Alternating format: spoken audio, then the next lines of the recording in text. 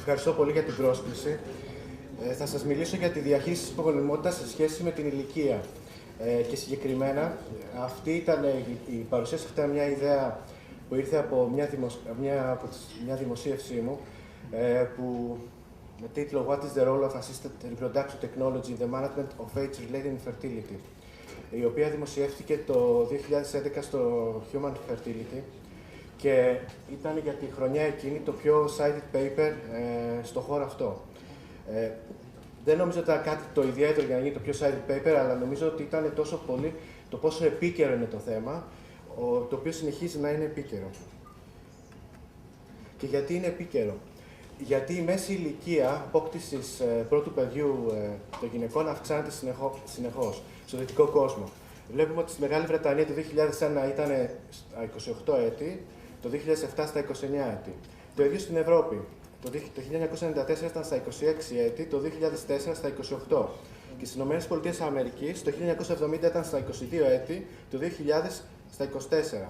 Οπότε, αν ενοποιήσουμε τον δυτικό κόσμο, θα δούμε ότι το 2000 το μέσο όρο ηλικίας απόκτησης του πρώτου παιδιού για τις γυναίκες ήταν τα 24 έτη, το 2004 τα 28 και το 2007 τα 29.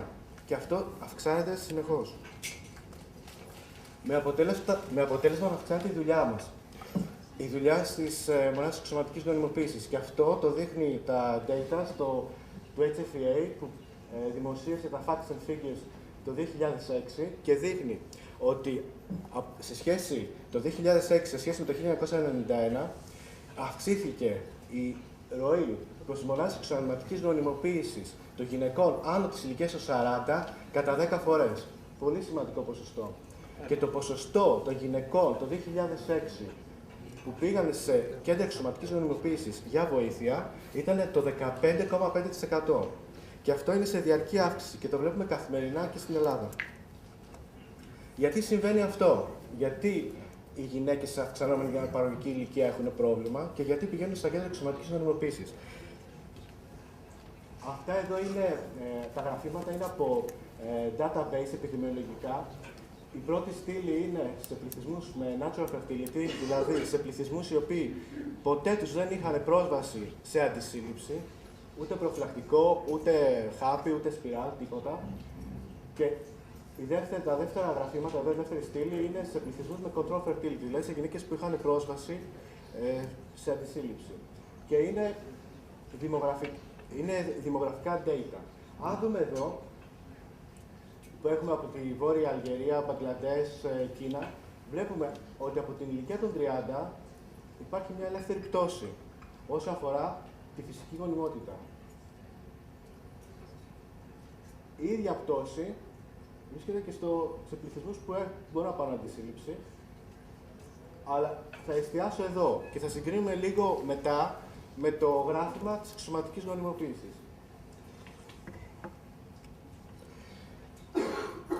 Απομακρύνομαι τώρα λίγο από την ιατρική και από το αναπαραγωγικό θέμα και θα πάω λίγο στο Λέριτον, ο οποίος είναι ένας μαθηματικός, επιδημιολόγος, ο οποίος πήρε όλα αυτά τα data που είδαμε πριν και έφτιαξε ένα μαθηματικό μοντέλο, ένα complex simulation model.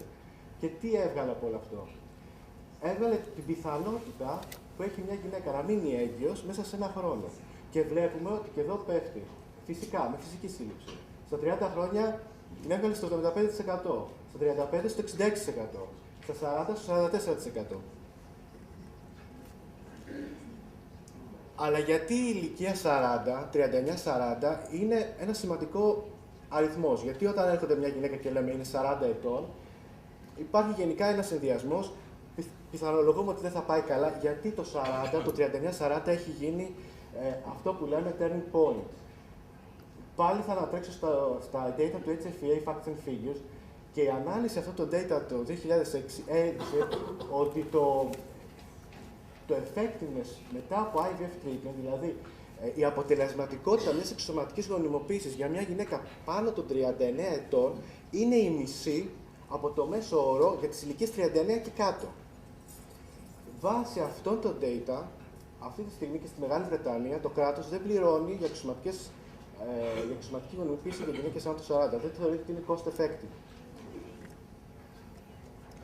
υπάρχουν προγνωστικοί παράγοντες. Δηλαδή, όταν έχουμε μια γυναίκα που έρχεται στο ιατρείο στην εξωματική γονιμοποίηση άνω του 40 και παίρνουμε το ιστορικό, μπορούμε να προβλέψουμε αν θα πάει χάλια ή αν θα πάει άσχημα ή λίγο καλά. Υπάρχουν. Οτιδήποτε μπορεί να επηρεάσει την οδική λειτουργία αρνητικά, τότε είναι ένας αρνητικός προγνωστικός παράγοντας. Και αυτό είναι το κάπνισμα, ενδομητρίωση. Αν υπάρχει χειρουργείο στην οθήκη, και γι' αυτό όσοι χειρουργούμε οθήκες πρέπει να είμαστε πάρα πολύ προσεκτικοί, αν έχει υπάρξει χημειοθεραπεία στο παρελθόν. Αυτό που μπορεί να προστατεύσει τις γυναίκες είναι οι πολυκυστικές οθήκες. Εκεί υπάρχει μια ανακούφιση. Και γι' αυτό θα βλέπουμε γυναίκες με πολυκυστικές οθήκες, και θα τους πούμε: έχεις πολυκυστικές οθήκες, μην τρελαίνεσαι. Ξεκινάμε να σου λέμε τα καλά νέα. Ξέρεις κάτι, δεν θα πάθεις πρόωρη εμεινόπαυση. Ίσως και μετά τα 40 να μπορείς να κάνεις πιο εύκολα παιδί. Γιατί γεννιούνται με μεγαλύτερο αριθμό οαρίων. Οπότε πάνε καλύτερα.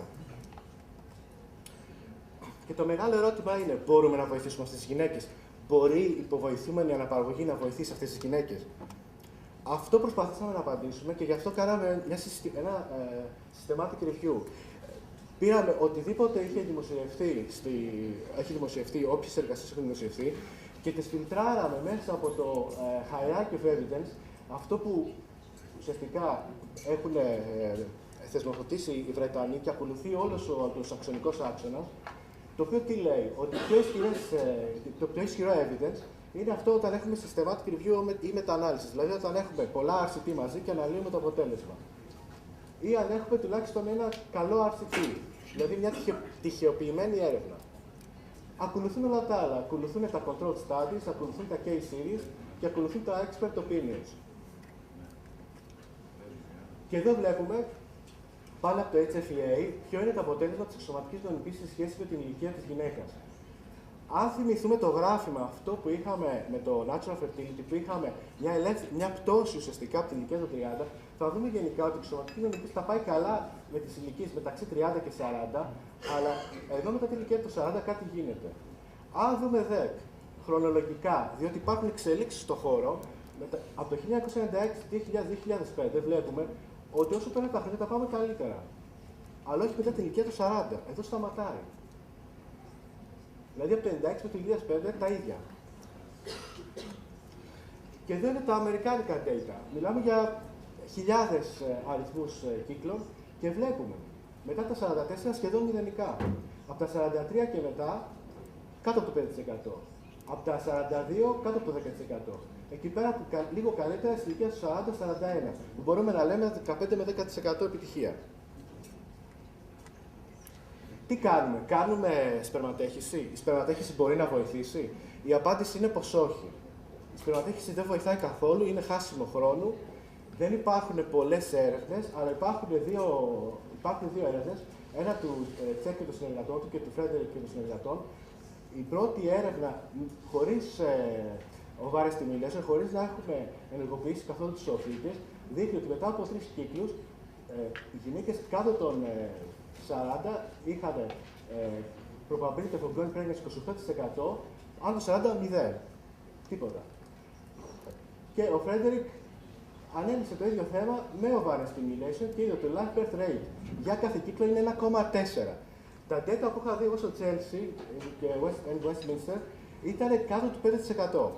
Δεν είχα βάλει βέβαια μέσα εκεί πέρα sperm donor, το είχα αποκλείσει. Κάτω του 5%. Οπότε, αν συγκρίνουμε με τα αποτελέσματα της εξωματικής, δεν θα πρέπει καθόλου να ασχολούμαστε με σπερματέχηση. Και αν δούμε και κάποια άλλες έρευνες, ίσως μετά τα 37 θα πρέπει να είμαστε πάρα πολύ σκεπτικοί για τη σπερματέχηση. Σίγουρα όχι μετά τα 40. Οπότε σε αυτό το systematic review κοίταξα να δω τι γίνεται αν εφαρμόσουμε SZH, Assisted Zona Hatching, ή PGS, βλαστοκίστη, τι γίνεται. Mild stimulation, δηλαδή με ελαφριά διέγερση, ελαφριά διέγερση, ή φαρμακευτική αγωγή, ή δωρεά οαρίων.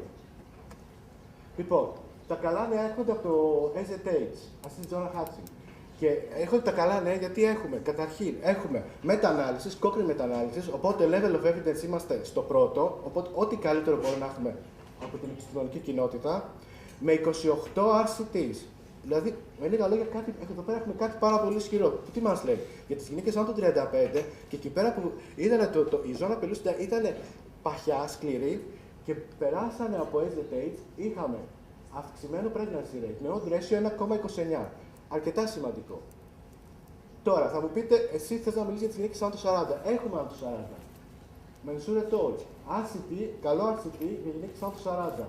Οι οποίες είχαν και τουλάχιστον δύο προηγούμενες αποτυχημένες εξωματικές. Τα πήγανε πολύ καλύτερα αυτές που είχαν age. Pregnancy rate 23% στο ένα group, 7,3% στο άλλο group. Και έχουμε και έρευνες χαμηλότερης δυναμικής, retrospective studies. Το έβαλα και αυτό εδώ γιατί ήταν συγκεκριμένα γυναίκες άνω των 40 με πολύ καλά αποτελέσματα. Οπότε έχουμε κάτι θετικό, έχουμε κάτι που μπορεί να μας βοηθήσει. PGS.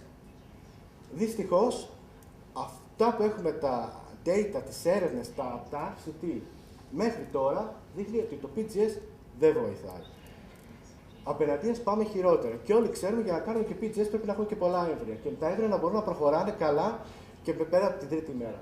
Οπότε, το PFS το 2008, βάσει αυτών των δύο RCT, εξέδωσε ανακοίνωση ότι το PGS δεν βοηθάει για την σε γυναίκες με αυξημένη αναπαραγωγική ηλικία. Δεν βοηθάει να μείνουν έγκυες με εξωματική γονιμοποίηση, εφόσον εφαρμόσουμε PGS. Βλαστοκίστη. Εδώ πάλι έχουμε ένα ισχυρό στάτη, μια μετανάλυση από τον Παπα-Νικολάου και τους συνεργάτες του, που συγκρίνει βλαστοκίστη με cleavage stage και βλέπουμε ότι η πλάστικα βγαίνει προς το blast transfer. Αν κοιτάξουμε και τα αμερικάνικα data του 2005, θα δούμε ότι εκεί πέρα που έγινε ευρυμεταφορά σε βλαστοκίστη, τα πράγματα πήγαν καλύτερα. Και από εδώ σε εδώ, για μένα είναι πολύ καλά νέα αυτή η διαφορά. Και το βλέπουμε σε όλες τις ηλικίες. Βέβαια, αν κοιτάξουμε με λεπτομέρεια πώς αναλύσαν αυτά τα data, θα βρούμε ότι υπάρχει μια μαύρη τρύπα, θα την έλεγα. Δηλαδή, όσοι κύκλοι από την τρίτη μέρα δεν μπήκαν στην πέμπτη μέρα, δεν τους βάλαν μέσα. Δηλαδή, ξεκινάμε και έχουμε cleavage stage και λέμε συνεχίζουμε να πάμε να πάρουμε βλαστοκίστη για να έχουμε καλύτερα αποτελέσματα. Αποτυχαίνει, τα έμβρια χαλάνε, δεν προχωράνε, δεν τα βάλανε μέσα. Οπότε πρέπει να είμαστε λίγο επιφυλακτικοί πώς ερμηνεύουμε αυτό και θα έλεγα ότι τελικά η βλαστοκίστη ναι βοηθάει όταν έχουμε πολλά έμβρια, όταν βλέπουμε τα έμβρια είναι καλά και ότι προχωράμε καλά. Εκεί ναι. Σε άλλη περίπτωση ίσως όχι, γιατί εδώ αυτά που δεν μπήκαν εδώ μέσα, τα data, δεν ξέρουμε δεν έχουμε ανάλυση, δεν ξέρουμε τι έχει γίνει. Body stimulation. Πολύ της μόδας, πολλά έχουν γίνει εταιρείες για body stimulation, συνέδρια εξαιρετικά για body stimulation, μεγάλος θόρυβος. Το σκεπτικό από πίσω είναι ότι παίρνουμε λίγα έμβρια μεν, καλά δε. Και η έρευνα το έχει αποδείξει αυτό. Εδώ βλέπουμε ένα στάδιο το οποίο αναφέρεται σε γυναίκες κάτω των 38 ετών και δείχνει ότι πήραμε λιγότερα αυγά, αλλά τα έμβρια που φτιάξαμε είχαν μεγαλύτερο ποσοστό ευπλοειδείας. Οπότε το σκεπτικό και αυτοί που ουσιαστικά το στηρίζουν όλο αυτό το κόνσεπτ υπάρχει. Μπορούμε να το εφαρμόσουμε στις γυναίκες άνω των 40. Δεν υπάρχει έρευνα. Βέβαια, αν αυτό επικρατεί σε αυτές τις ηλικίες, πιθανόν επικρατεί και σε αυτή εδώ την ηλικία. Αλλά πώς? Εγώ θα έλεγα, όταν έχουμε μια γυναίκα την οποία την έχουμε βραδίσει ανθρωφίνες, έχουμε πάρει αρκετά οάρια και τα έμβρια μετά είναι ικανοποιητικός αριθμός, αλλά κακής ποιότητας και πιστεύουμε ότι μπορεί να τις κάνουμε στη μιλέσιο πιο ελαφρύ, ίσως στο δεύτερο κύκλο θα μπορούσαμε να δοκιμάσουμε κάτι τέτοιο. Βέβαια, δεν είναι evidence-based, είναι μία σκέψη. Και εδώ θα σας αναφέρω για το DHEA, το οποίο είναι πολύ ευρέως γνωστό διαδεδομένο στις ΗΠΑ και από ό,τι κατάλαβα και στην Ελλάδα. Βέβαια, στις ΗΠΑ είναι το χάπι της νεότητας. Δεν το παίρνουν μόνο οι γυναίκες που είναι poor responders, οι γυναίκες άνω των 40, οι γυναίκες που θέλουν να κάνουν παιδιά. Το παίρνουν οι γυναίκες άντρες που θέλουν να διατηρήσουν τον οργανισμό τους νέο. Εδώ χρησιμοποιείται μόνο στο χώρο της αναπαραγωγής και για αυτά τα γκρουπ των ασθενών. Πώς ξεκίνησε το όλο θέμα με το DHEA? Ξεκίνησε από μικρά case control studies. Τα πιο πολλά έρχονται από τη Νέα Υόρκη, από το κέντρο αναπαραγωγικής της Νέας Υόρκης του Γκλέιχερ, ο οποίος Είναι ο μεγαλύτερος υποστηρικτής. Δεν έβαλα κάποια έρευνα εδώ γιατί είναι πολύ διφορούμενα τα data του και γενικά δημιουργεί λίγο, έτσι, πώς να πω, τριγμό στην επιστημονική κοινότητα ο ίδιος, έτσι όπως τα παρουσιάζει.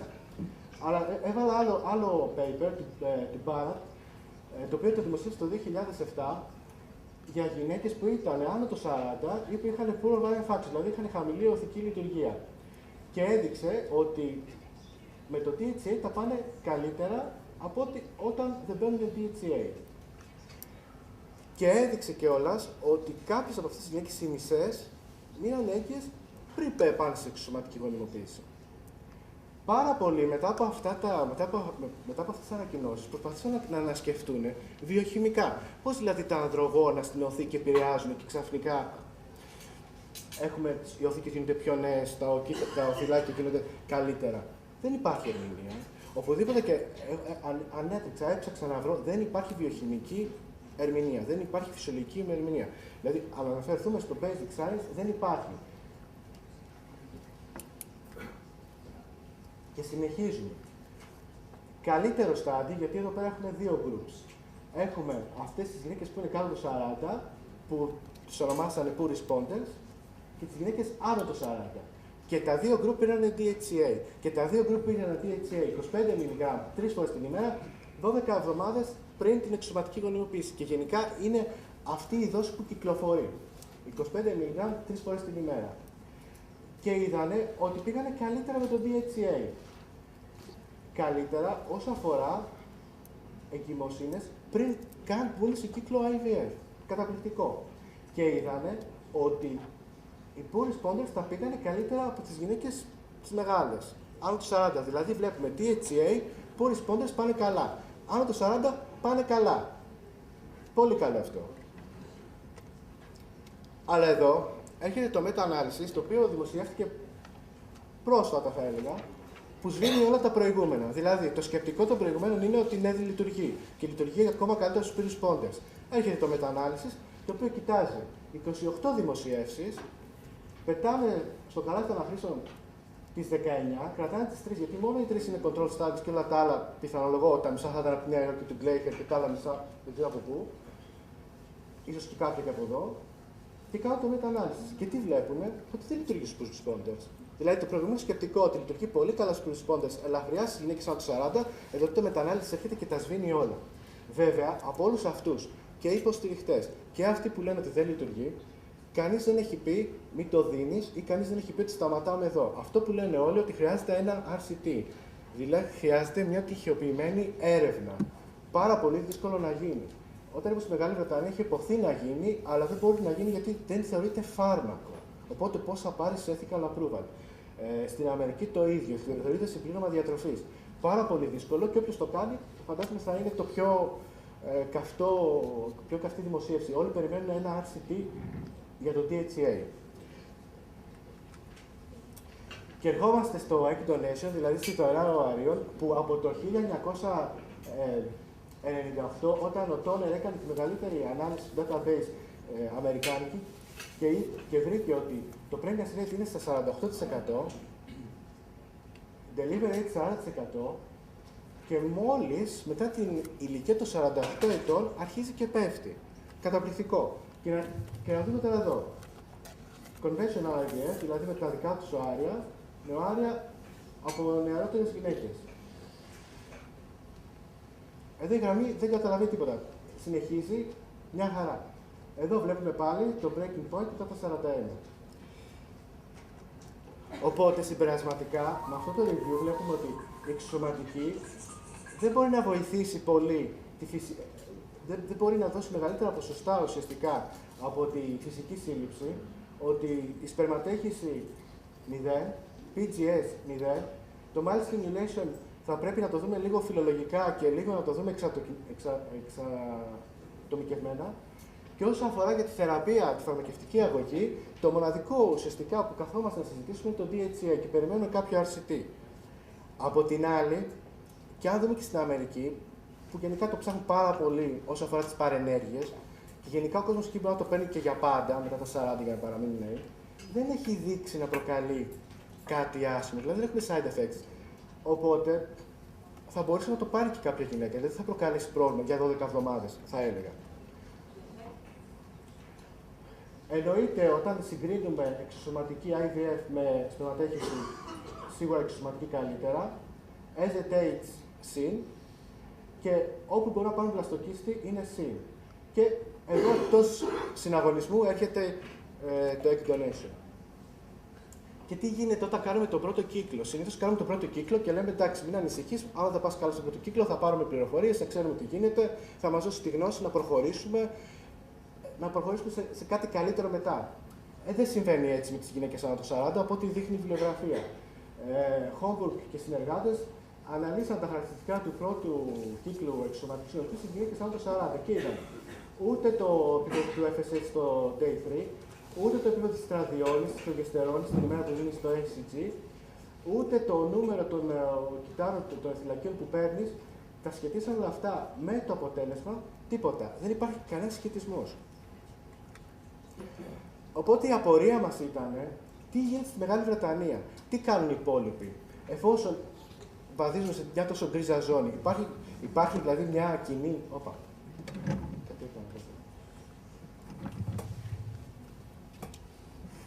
Υπάρχει μια κοινή αντίληψη και κάναμε ένα survey. Αυτό που κάναμε, στείλαμε ένα ερωτηματολόγιο στις μονάδες της εξωσωματικής, όλη της Μεγάλης Βρετανίας. Τα 2 τρίτα απαντήσανε και είδαμε τα εξής. Ότι γύρω στο. Οι περισσότεροι συμβουλεύανε για IVF. Και αυτό που συμβουλεύανε για IVF έχει πέσει. Αυτό που συμβουλεύανε για IVF μετά από 6 μήνες. Δηλαδή, λέγανε στις γυναίκες προσπάθησες για 6 μήνες μόνοι σου. Εντάξει, μπαίνουμε στο IVF. Δηλαδή, το μέσο όρο ήταν 6 μήνες. Αυτοί που λέγανε για σπερματέχηση προχωρούσαν μόνο μέχρι 3 σπερματεχήσεις. Όταν οι 3 σπερματεχήσεις αποτυχάνανε, τους λέγανε προχώρησε σε IVF. Αυτοί που ξεκινούσαν με IVF προχωρούσαν με egg donation μετά από 3 κύκλους IVF. Υπήρχε μια κοινή γραμμή, όχι πανομοιότυπη, αλλά υπήρχε. Και όταν ρωτήσαμε αν εφαρμόζουν SZH, αν θεωρούν το PGS μπορεί να βοηθήσει, αν δεν είναι DHA, εκεί ήταν λίγο άλλα ντάλλον. Υπήρχε συμβαδίζαν περισσότερο στο SZH, δηλαδή στη βλαστοκίστη. Το 1 τρίτο μιλούσαν για βλαστοκίστη. Όσο αφορούσε το SZH, δεν υπήρχε καμία υποστήριξη από πουθενά. Κοίταξα όσο αφορά τα πρωτόκολλα, δηλαδή ποιο είναι το καλύτερο πρωτόκολλο. Και αναφερθήκαν και συνάδελφοι για τους poor responders και υπάρχουν κάποια καλά νέα όσο αφορά για τα πρωτόκολλα. Υπάρχουν κάποιες εξελίξεις, οι οποίες αυτές έρχονται από καλές έρευνες και βλέπουμε ότι άμα χρησιμοποιηθεί LH τα πράγματα μαζί με GnRH agonist, τα πράγματα πάνε καλύτερα. Άμα χρησιμοποιηθεί γενικά LH και με antagonist, τα πράγματα πάλι πάνε καλύτερα. Γενικά το LH, supplementation με LH στους κύκλους, στο stimulation, βοηθάει. Έχουμε Cochrane meta-analysis το 2007 που ενισχύει το ρόλο του recombinant LH, οπότε θα πρέπει να εξατομικεύσουμε τη θεραπεία και θα πρέπει να το βάλουμε στα πρωτόκολλά μας για αυτές τις γυναίκες. Και το πιο πρόσφατο paper που βρήκα από το 2012 όσο αφορά τους κύκλους, το Simulation Protocol, είναι για το HCG, που δείχνει ότι αν δώσουμε χαμηλή δόση και το συνδυάσουμε με recombinant FSH, έχουμε καλύτερα αποτελέσματα. Αυτό ήταν ένα στάδιο το οποίο είχε και controls, δηλαδή είχε δύο μπράτσα, δηλαδή είχε δύο groups και γενικά έδειξε πολύ καλά αποτελέσματα. Οπότε θα μπορούσαμε μέσα σε μια μονάδα να κάνουμε ένα εξειδικευμένο πρωτόκολλο για αυτές τις γυναίκες και να δούμε με περισσότερη λεπτομέρεια και το πρωτόκολλο. Και μετά ήρθε ένα μεγάλο systematic review από τους Καναδούς, οι οποίοι ουσιαστικά αναλύσαν περίπου τα ίδια papers, βγάλανε τα ίδια συμπεράσματα, αλλά δώσανε και κάποιες οδηγίες, κάποια recommendations. Αυτά ήρθαν από το Υπουργείο του Καναδά, recommendations για όλους τους γυναικολόγους, για να έχουν όλοι μια κοινή γραμμή. Πώς θα αντιμετωπιστεί αυτό το πρόβλημα, δηλαδή πώς θα αντιμετωπιστεί το πρόβλημα των γυναικών σε αυξανόμενη αναπαραγωγική ηλικία. Και εκεί πέρα που οι Καναδοί εστιάζουν πιο πολύ είναι στην εκπαίδευση, δηλαδή στην ενημέρωση των γυναικών. Με λίγα λόγια, Αυτό που είπαμε, όταν οι γυναίκες έρχονται στο ιατρείο, 20 ετών, 30 ετών, θα πρέπει όλες να ενημερώνονται. Να ενημερώνονται για την πρόγνωση και της φυσικής γονιμότητας, αλλά και της εξωσωματικής και της υποβοηθούμενης αναπαραγωγής. Υπάρχει γενικά η αντίληψη ότι ναι, θα κάνω παιδιά στα 40, ναι, αν δεν το κάνω παιδιά μέχρι τα 40, θα πεθάνω να πάω για εξωματική. Υπάρχει αυτή η αντίληψη. Δεν υπάρχει μόνο στην Ελλάδα, υπήρχε και στη Μεγάλη Βρετανία, υπάρχει παντού. Οι Καναδοί γι' αυτό εστιάζουν σε αυτό το πράγμα. Ότι θα πρέπει να υπάρχει ενημέρωση. Ότι δεν υπάρχει κάτι που μπορεί να βοηθήσει δραστικά. Και όσο αφορά για τις γυναίκες άνω των 35 και για να μειωθεί ο αριθμός των γυναικών άνω των 40 που έρχεται η εξωματική γονιμοποίηση, εκεί θα πρέπει να εστιάσουμε περισσότερο. Όταν μια γυναίκα άνω των 35 έρθει στο ιατρείο και 6 μήνες έχει προσπαθήσει να μείνει έγκυος και δεν έχει μείνει, δεν μπορεί να τη πούμε προσπάθησε άλλους 6 μήνες ή κάτω 2 χρόνια. Θα πρέπει αμέσως να υπάρχει διερεύνηση. Μπορούμε να κάνουμε τεστ, να δούμε ποια είναι η δυναμική της οθικής λειτουργίας. Μπορούμε. Γιατί θα το κάνουμε αυτό, είναι κάτι σαν screening, όπως κάνουμε το PAP test, για να δούμε ποιες γυναίκες θα έχουν μεγαλύτερο πρόβλημα και για να ενημερώσουμε. Αν το 35, ναι, θα έπρεπε σε όλες.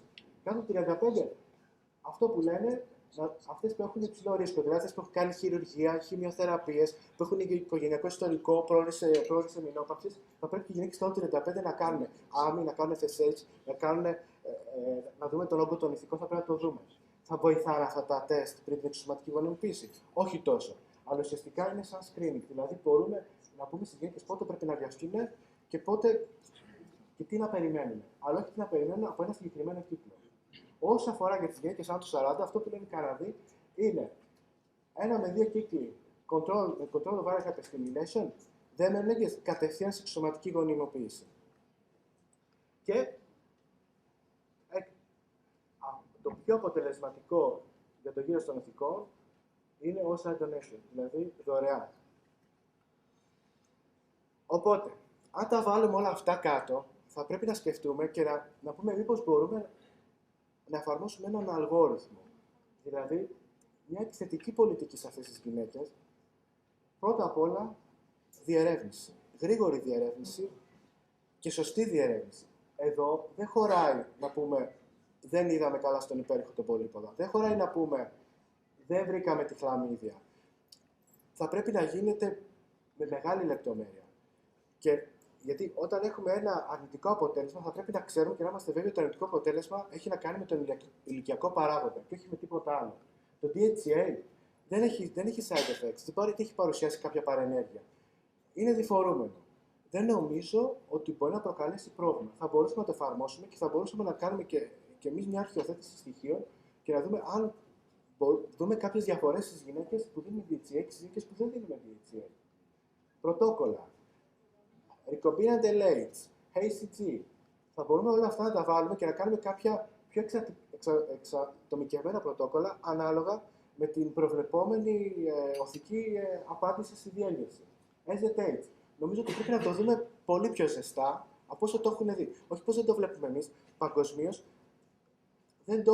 δεν έχουν δει τόσο ζεστά αυτά τα αποτελέσματα του SZH. Βλαστοκίστη. Εκεί που έχουμε μεγάλο αριθμό εμβρίων και βλέπουμε ότι γενικά υπάρχει καλή ποιότητα, τότε θα πρέπει να είμαστε πολύ θετικοί να προχωρήσουμε και να προχωράμε μέχρι τη βλαστοκίστη. Και το Plan B, που είναι δωρεάν αέριο. Θα πρέπει εξ αρχής, από την αρχή, να συζητάμε, να έχουν στο πίσω μέρος του μυαλού τους ότι υπάρχει Plan B. Ίσως αυτό να βγάλει και το παράγοντα του στρες, που μπορεί να επιβαρύνει. Διότι όταν έρχονται αυτές τις γυναίκες στη μονάδα, έρχονται με ιστορικό πολλών αποτυχημένων εξωσωματικών.